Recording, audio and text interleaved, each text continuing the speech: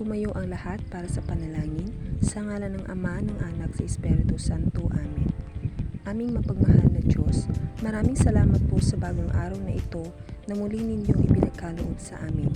Gabayan ninyo po kami sa lahat ng aming gagawin at pag-aaralan sa araw na ito. Buksan ninyo ang aming mga isipan upang lubos naming maunawaan ang mga aral. At punuin ninyo ang aming mga puso ng sipag, respeto at pagmamahal sa kapwa. Tulungan ninyo po kaming magamit ang aming mga natutuhan, hindi lamang para sa aming sarili kundi para rin sa ikabubuti ng iba. Iniaalay po namin sa inyo ang aming oras at pagsisikap. Ang lahat ng ito ay aming hinihiling sa inyong banal na pangalan. Amen.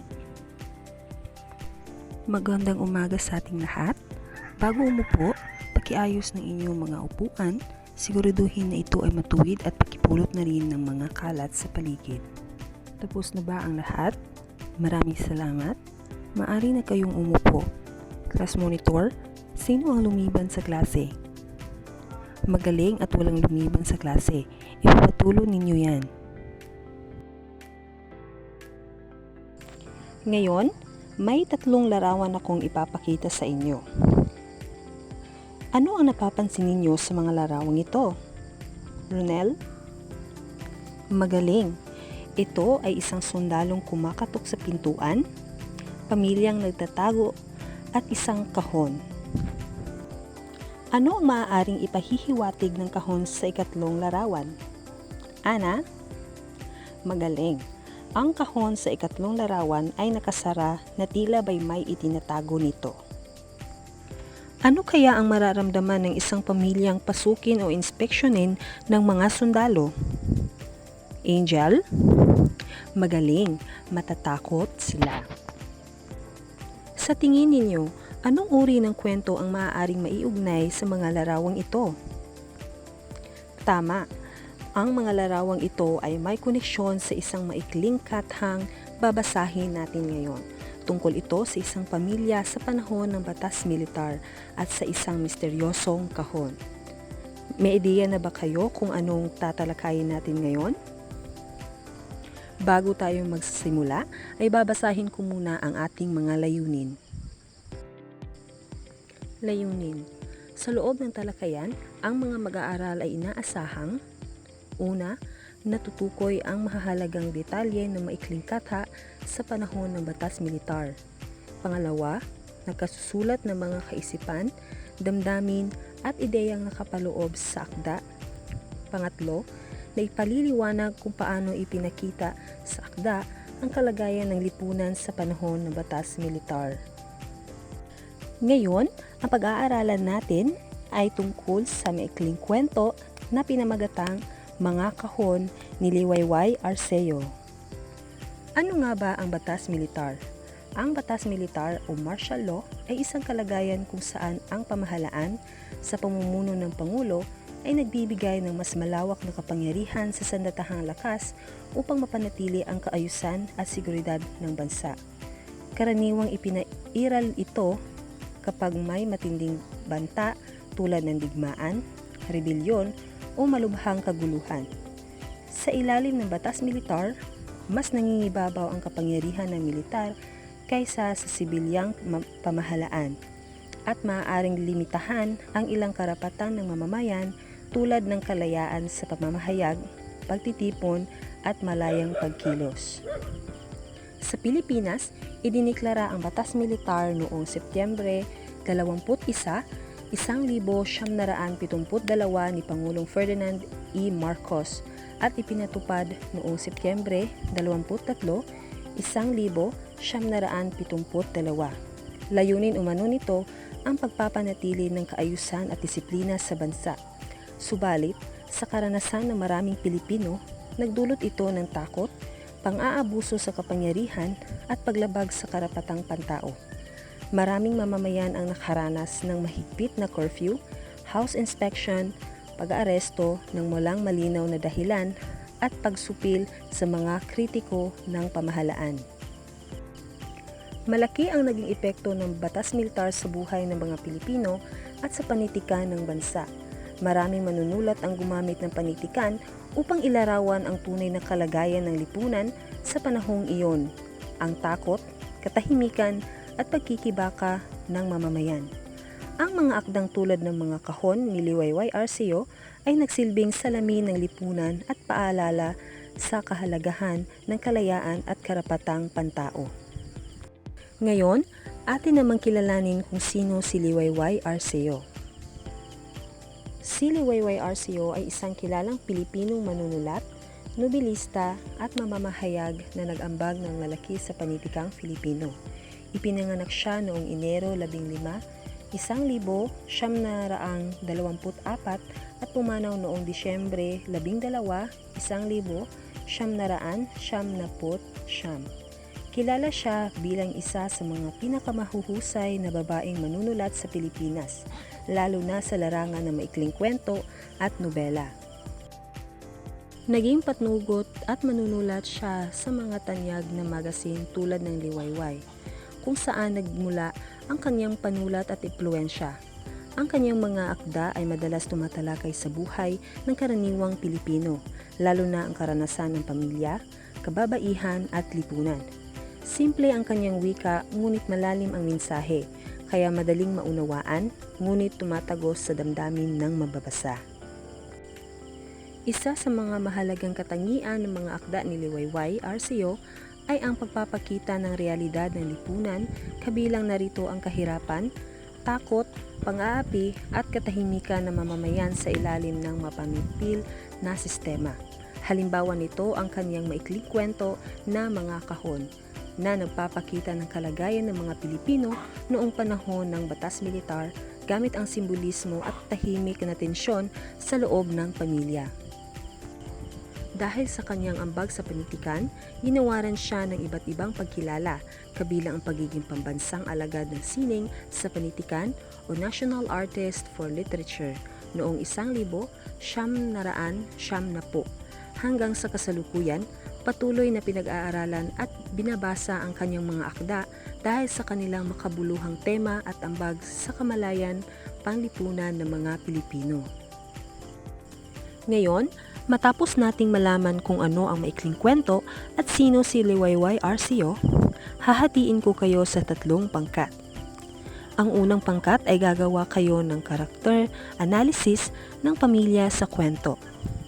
Ang pangalawang pangkat ay ilalarawan ninyo ang kalagayan ng lipunan sa panahon ng batas militar batay sa akda. At ang pangatlong pangkat naman ay ipaliwanag ninyo ang simbolismo ng mga kahon at ang mensahe ng kwento. Handa na ba ang lahat?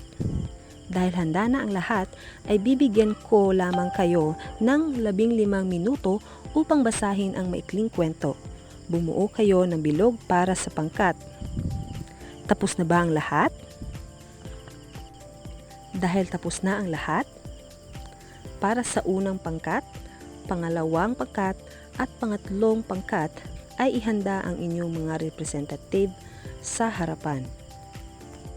Ngayon, ating pakinggan ang sagot sa unang pangkat. Ang pamilya sa kwentong Mga Kahon ay kumakatawan sa karaniwang pamilyang Pilipino na namumuhay sa panahon ng batas militar. Hindi binigyan ng tiyak na pangalan ang mga tauhan upang ipakita na maaari itong mangyari sa kahit kaninong pamilya noong panahong iyon. Ang kanilang katahimikan, pag-iingat at pagkilos ay refleksyon ng takot at pangamba na dulot ng mapanupil na kalagayan ng lipunan. Ang mga magulang sa kwento ay nilalarawan bilang maingat, responsable at mapagprotekta sa kanilang pamilya. Ipinakita ng kanilang mga kilos, lalo na sa pag-aayos at pagtatago ng mga kahon, ang kanilang pagnanais na iligtas ang pamilya mula sa panganib. Ang kanilang takot ay hindi lantaran, ngunit mababakas sa kanilang pananahimik at pagkilos na nagpapakita ng emosyonal na bigat ng pamumuhay sa ilalim ng batas militar. Samantala, ang mga anak ay sumisimbolo na inosente at walang muwang sa kabuuang kalupitan ng sitwasyon. Maaaring hindi nila ganap ng nauunawaan ang dahilan ng takot ng kanilang mga magulang, ngunit ramdam nila ang tensyon sa loob ng tahanan. Sa kabuuan, ang pamilya sa kwento ay nagsisilbing salamin ng lipunang Pilipino noong panahon ng batas militar, tahimik na nagtitiis, nag-iingat at patuloy na umaasa sa gitna ng takot at kawalan ng katiyakan. Magaling, unang pangkat. Ngayon, atin naman pakinggan ang sagot ng pangalawang pangkat. Batay sa akdang mga kahon ni Liwayway Arceo, ang kalagayan ng lipunan sa panahon ng batas militar ay inilalarawan bilang mapang-api, puno ng takot at tahimik na papanganib. Ang pang-araw-araw na buhay ng mga mamamayan ay nababalot ng pangamba dahil sa biglaang house inspection, pagpasok ng mga sundalo sa mga tahanan, at posibilidad na pag-aresto kahit walang malinaw na dahilan. Dahil dito, ang mga tao ay napipilitang mag-ingat sa bawat kilos at salita. Ipinakita rin sa akda ang pagkawalan ng kalayaan at boses ng mamamayan. Sa halip na lantad na pagtutol, nangingibabaw ang katahimikan bilang paraan ng kaligtasan. Ang mga kahon sa kwento ay sumisimbolo sa mga lihim, takot, at katotohanan kailangang itago upang maiwasan ang kapahamakan. Ang simpleng pamumuhay ng pamilya ay nagiging puno ng tensyon dahil sa banta ng kapangyarihan ng Estado. Sa kabuuan, inilalarawan ng akda ang lipunan bilang isang lugar kung saan ang takot ang namumuno at ang katahimikan ang nagiging sandata ng mamamayan. Ipinakita ng mga kahon na ang batas militar ay hindi lamang usaping politikal, kundi isang karanasang tumagos sa loob ng mga tahanan, sumira sa kapanatagan ng pamilya at naiwan ng malalim na sugat sa kamalayang panlipunan ng mga Pilipino. Ngayon, atin naman pakinggan ang sagot sa pangatlong pangkat. Tungkol ito sa simbolismo ng kahon. Ang mga kahon sa kwento ay hindi lamang pisikal na bagay, kundi isang simbolismo ng takot, lihim at pang-aapi sa panahon ng batas militar. Sinasalamin nito ang mga bagay na kailangang itago ng pamilya upang maprotektahan ang kanilang sarili mula sa kapamahakan, gaya ng ideya, dokumento o alinmang bagay na maaaring maging sanhi ng panganib kung malaman ng mga otoridad. Bukod dito, ang kahon ay maaaring sumasagisag sa katahimikan at pag-iingat na ipinapakita ng bawat Pilipino noong panahong iyon at sa kawalang kalayaan sa pamumuhay at pagpapahayag ng mensahe ng kwento. Ang pangunahing mensahe ng kwento ay ang pagkawala ng kalayaan at ang tahimik na pakikibaka ng mga mamayan sa ilalim ng mapanupil na pamahalaan. Ipinapakita nito kung paano naepektuhan ang damdamin, kilos at pamumuhay ng ordinaryong pamilya sa harap ng takot at pangamba. Sa kabila ng pang-aapi, pinapakita rin ng kwento ang katatagan, pag-iingat at pag-asa ng tao na protektahan ang pamilya at ang kanilang mga karapatan. Sa pangkalahatan, ang mga kahon ay nagsisilbing paalala ng mga Pilipino tungkol sa kahalagahan ng kalayaan, karapatan at kamalayang panlipunan sa gitna ng mga matinding hamon sa kasaysayan. Ngayon, mayroon akong mga inihandang katanungan. Ano ang pangunahing mensahe ng kwentong mga kahon? Myra? Magaling! Ang pangunahing mensahe ng kwentong mga kahon ni Liwayway Arceo ay ang pagkawala ng kalayaan at ang epekto ng takot sa buhay ng mga ordinaryong Pilipino sa panahon ng batas militar. Ipinapakita ang kwento kung paano ang isang pamilya at sa mas malawak na konteksto, ang buong lipunan ay napipilitang mamuhay ng pag-iingat, katahimikan at pagtatago ng lihim upang protektahan ang sarili mula sa kapamahakan. Maraming salamat, Myra. Pangalawang tanong, ano ang aral na makukuha natin mula sa karanasan ng mga tauhan? Rosel? Magaling!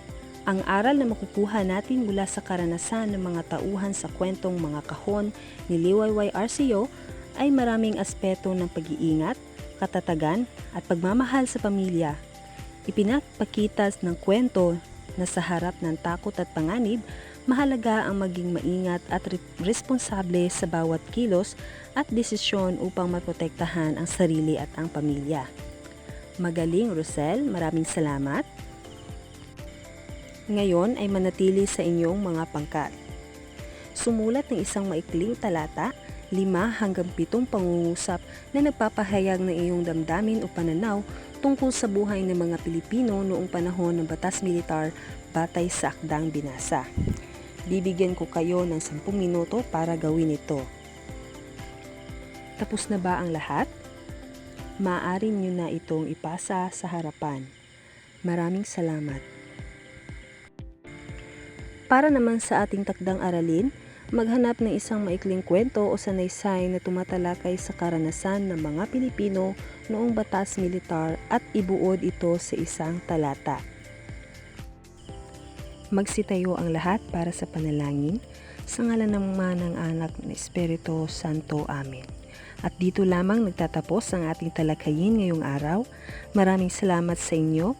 Naway may natutunan kayong magandang aral sa ating klase. Paalam!